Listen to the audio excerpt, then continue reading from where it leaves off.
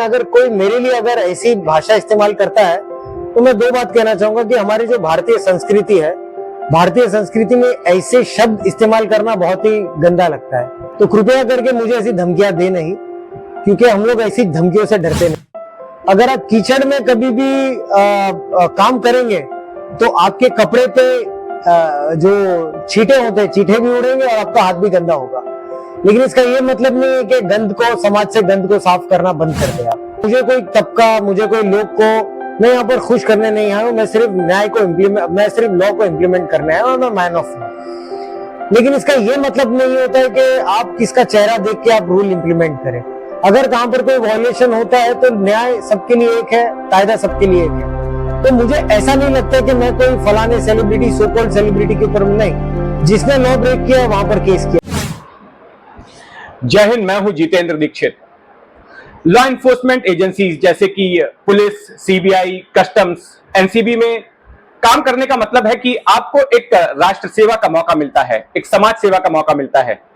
लेकिन इस नौकरी के दौरान कई बार यह फीलिंग भी आती है अधिकारियों को कि वो किसी रस्सी पर चल रहे हैं। इन सेवाओं में कई ऐसे भी मामले आते हैं जहां पर ईर्ष्या के चलते, जलन के चलते या अंदरूनी राजनीति के चलते अधिकारियों को भुगतना पड़ता है। इन्हीं नौकरियों में ऐसे काम भी करने का मौका मिलता है जहां पर अधिकारी की इमेज किसी नायक की तरह, किसी हीरो की तरह हो जाती है। लेकिन कई बार विवादों का भी सामना करना पड़ता है। हमारे साथ इस वक्त मौजूद हैं ऐसे ही एक अधिकारी, समीर वानखेड़े जी।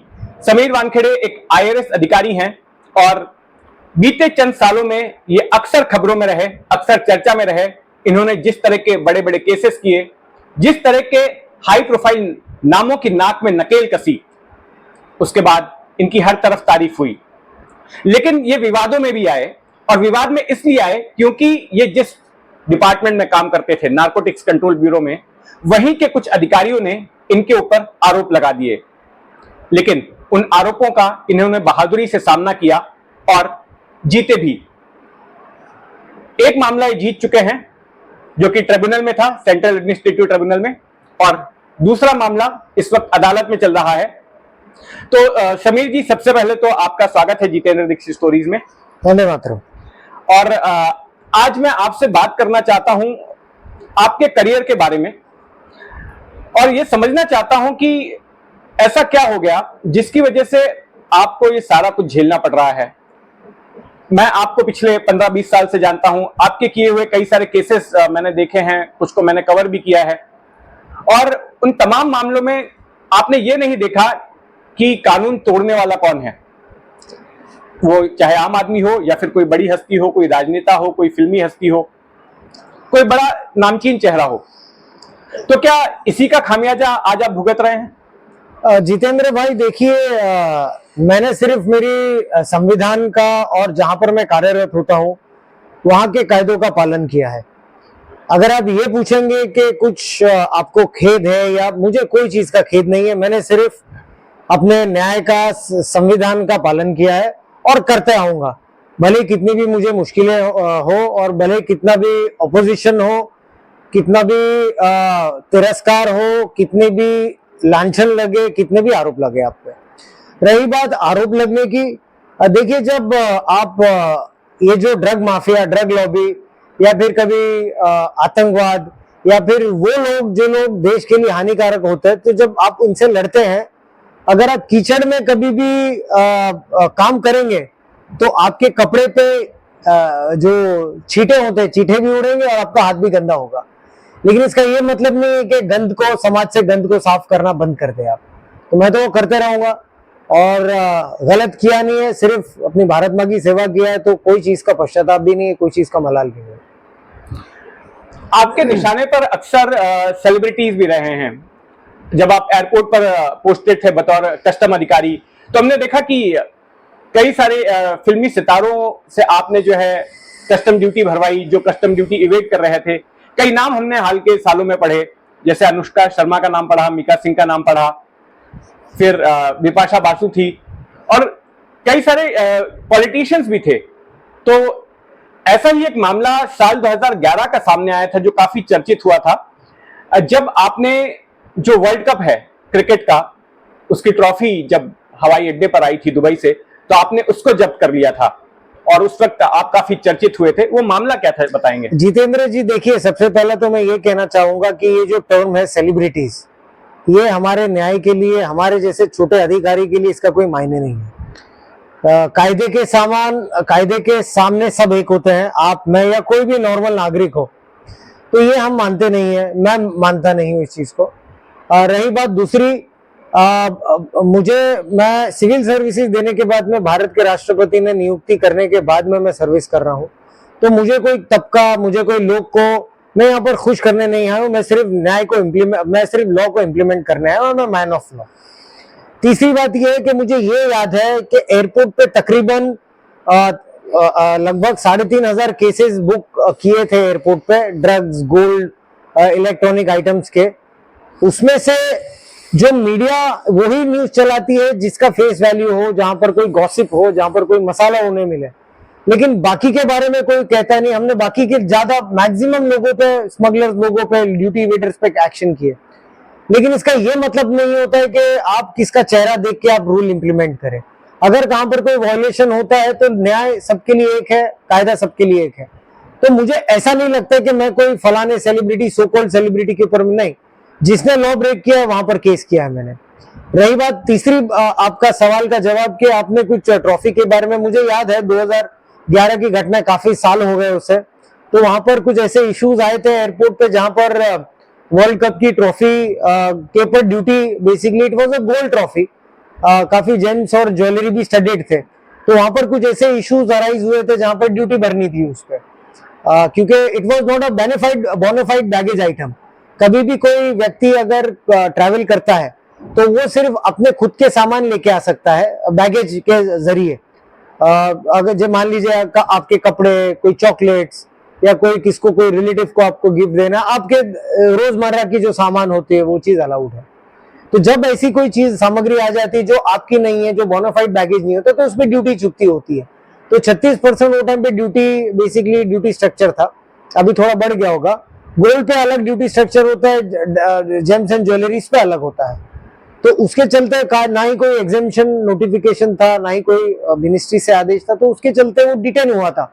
जो मुझे याद है, जो DO2 स्टोर रूम होता है कस्टम्स का, एंड उसके बाद में उनको री एक्सपोर्ट का भी ऑप्शन दिया गया कि क्योंकि ड्यूटी नहीं चुका पाए थे।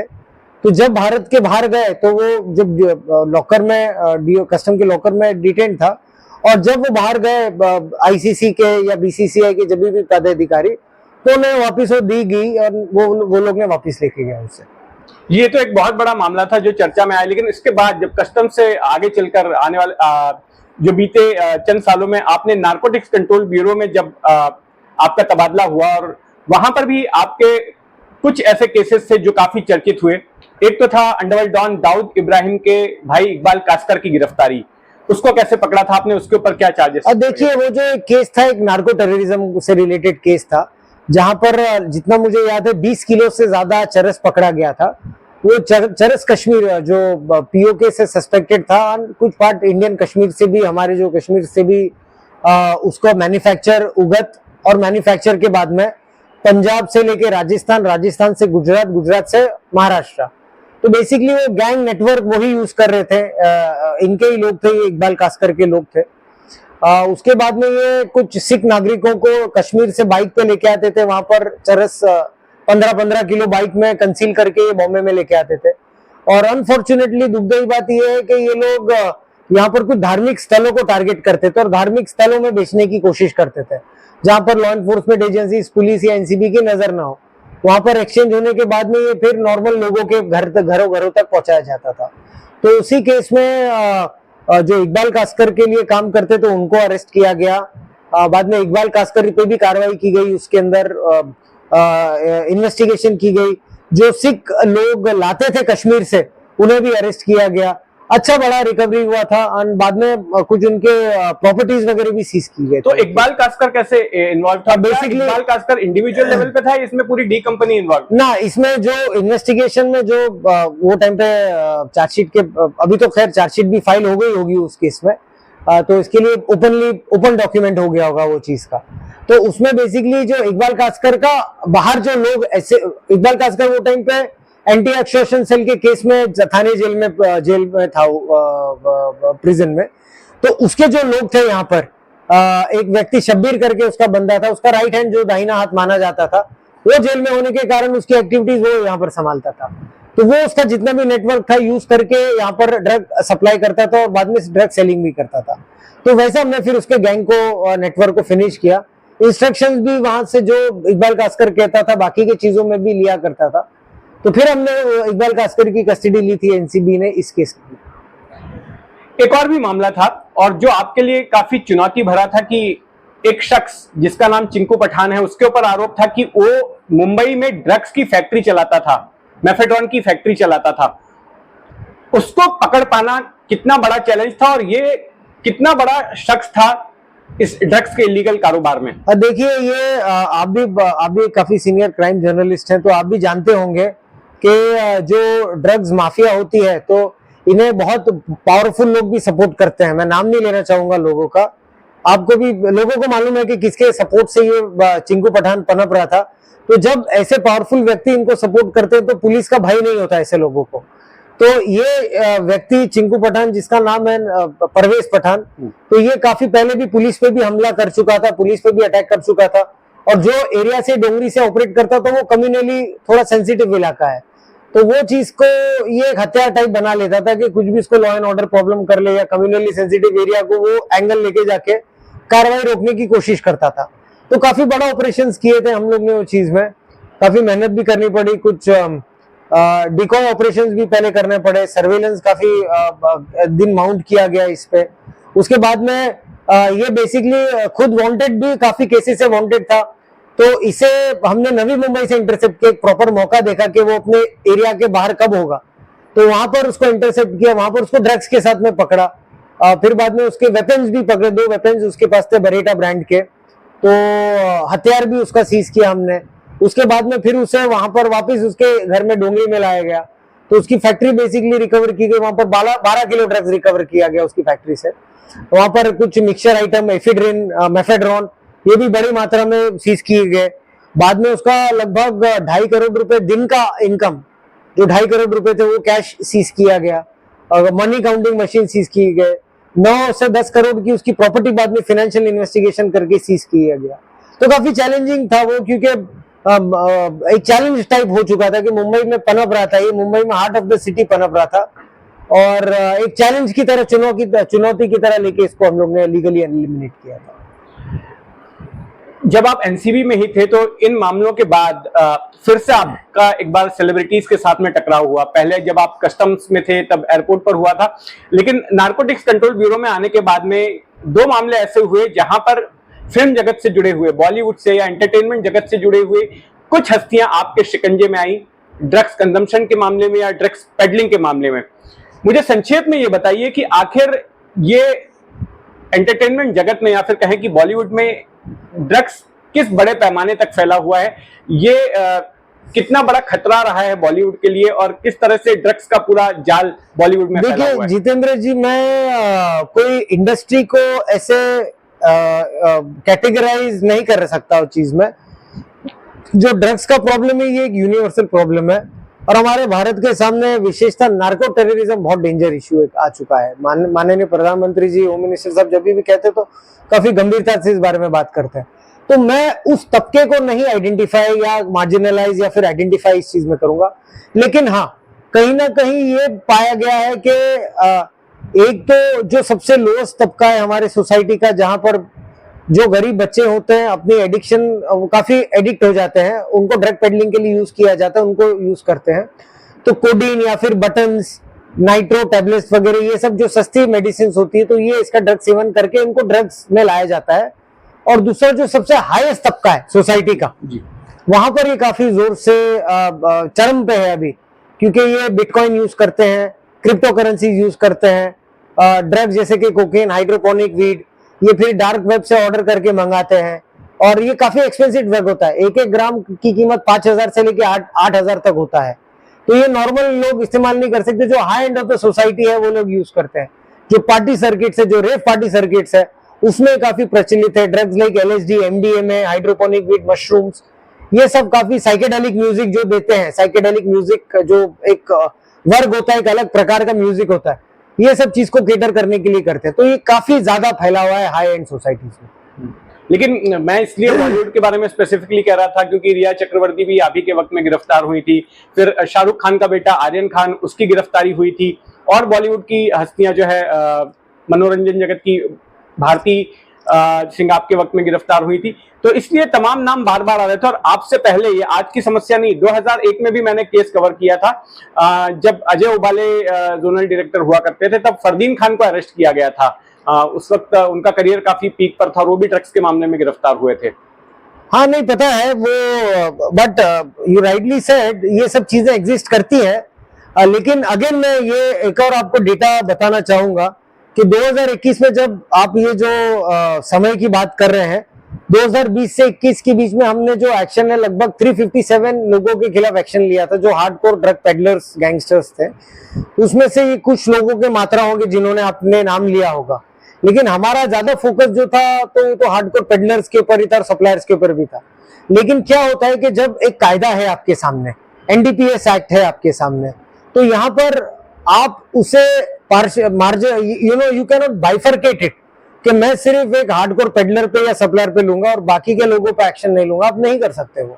जब आपको एक टॉप टू बॉटम आपको एक चीज का खत्म करना है, खात्मा करना है, जो देश के सामने सबसे बड़ी समस्या है, तो you can not choose the face of the person and then take action on that. उसमें कोई भी है, एक्शन आपको सब पे लेना है, irrespective of the name and the face. Sameer ji, एक सवाल मेरे जहन में आ रहा है कि देखिए, अब से 2 साल पहले आपने शाहरुख खान के बेटे आर्यन खान को गिरफ्तार किया, और उस वक्त में जो अधिकारी आपका साथ देते नजर आ रहे थे, आपके साथ प्रेस कॉन्फ्रेंस को एड्रेस करते थे, बाद में हमने देखा कि वही आपके खिलाफ हो गए और आपके ऊपर आरोप लगाने लग गए कि आप ये एक्सटॉर्शन करने के लिए कर रहे थे। आगे क्या हुआ कोर्ट में, वो भी सब हमने फॉलो किया। मुझे पता है कि आपके पास इस सवाल का जवाब देने के लिए लिमिटेशंस हैं, कोर्ट की ओर से आपको ताकीद दी गई है उस तरह की। लेकिन मुझे आप एक जनरल तौर पे ये बताइए, बिना किसी का नाम लिए, कि क्या हो गया जिसकी वजह से आपके साथ काम करने वाले लोग आप ही के खिलाफ हो गए और आप ही को कटघरे में खड़ा कर दिया?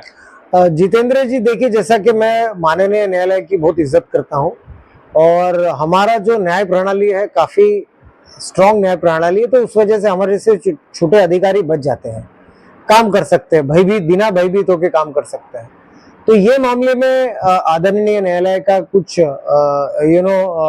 एक एफिडेविट भी सबमिट किया था, जो मैं केस के बारे में डिस्कस नहीं करूंगा, तो क्षमा चाहता हूं, उस बारे में बात नहीं कर सकता मैं। लेकिन मुझे ये सिर्फ, मैं संक्षिप्त में आपसे ये कहना चाहूंगा कि न्याय है और मुझे न्याय के ऊपर पूरा भरोसा है कि मुझे न्याय मिलेगा। जी। एक और चीज जो अदालत से हटकर है, शाहरुख खान की फिल्म आई जवान, उसमें एक डायलॉग है जो काफी चर्चित हुआ और लोग उसको आपसे जोड़कर देख रहे हैं कि बेटे को हाथ लगाने से पहले बाप से बात करो। ये लोग ये कह रहे हैं कि एक तरह से आपको शाहरुख खान का संदेश था।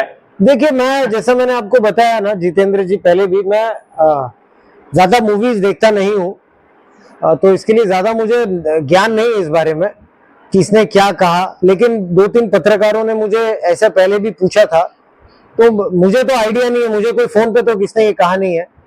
लेकिन अगर कोई, मैं किसी आदमी के बारे में नहीं कह रहा हूँ, लेकिन अगर कोई मेरे लिए अगर ऐसी भाषा इस्तेमाल करता है, तो मैं 2 बात कहना चाहूंगा कि हमारी जो भारतीय संस्कृति है, भारतीय संस्कृति में ऐसे शब्द इस्तेमाल करना बहुत ही गंदा लगता है। ये जो शब्द आपने, जिन्होंने यूज किया है, ये हमारे भारतीय संस्कृति ऐसी शब्द इस्तेमाल नहीं करती है। लहजे में और सांस्कृतिक तौर पे अच्छी बातें करते हैं हम लोग।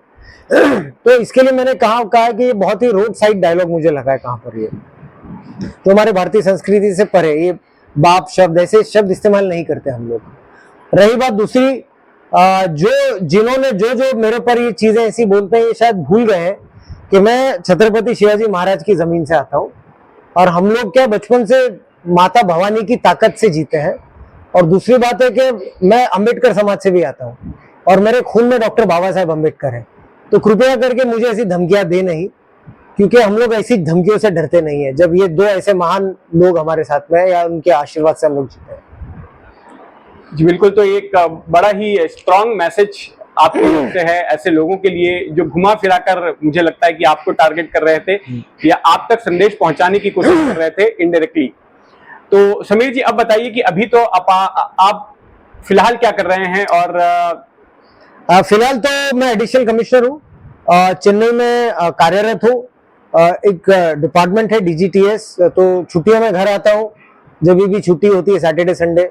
और बाकी का तो जो नॉर्मल ड्यूटी है, नॉर्मल ड्यूटी भारत सरकार का एक IRS अधिकारी हूँ, ऑल इंडिया ट्रांसफर हो सकती है तो कर रहा हूँ अपना काम। वहां पर भी सैलरी मिलना है, यहाँ पर भी सैलरी मिलना है, same thing is going on. लेकिन क्या फिर से NCB में जाना चाहेंगे? देखिए, ये मेरे हाथ में होता नहीं है जितेंद्र भाई। नहीं, आपकी इच्छा क्या, मतलब विल यू? मेरी इच्छा सिर्फ मेरे भारत माता की सेवा करना है। और अगर इसमें कितना भी, और मैं तो इनफैक्ट जितना भी रिस्क इन्वॉल्व होता है तो मैं तो खुद वॉलंटियर करूंगा कि ऐसे कामों में, यानी मैं भारत माता के काम आऊं ऐसे कामों में जहां पर कोई करना नहीं चाहता हो, जो थोड़ा रिस्की जॉब हो, तो मैं तो बहुत खुशी से ऐसी काम करूंगा। धन्यवाद समीर जी, हमसे बात करने के लिए बहुत बहुत शुक्रिया। तो आपने सुना समीर वानखेड़े को, जो कि खुलकर हमसे बात कर रहे थे। हालांकि कुछ सीमाएं जरूर हैं, कुछ एक मुद्दों पर उन्होंने अपनी बात रखना टाला है। हालांकि ऑफ कैमरा काफी कुछ उन्होंने मुझे बताया और काफी कुछ मैंने समझा भी। और मैं खुद कन्विंस्ड हूं कि जो आरोप लगे हैं समीर वानखेड़े जी के ऊपर, उनमें कोई तथ्य नहीं है। लेकिन मेरे कन्विंस होने ना होने से कुछ नहीं होता, ये अदालत के सामने साबित होना है, अदालत को कन्विंस होना है। तो वानखेड़े जी, मेरी शुभकामनाएं हैं आपके साथ। जय हिंद। वंदे मातरम जितेंद्र भाई, वंदे मातरम।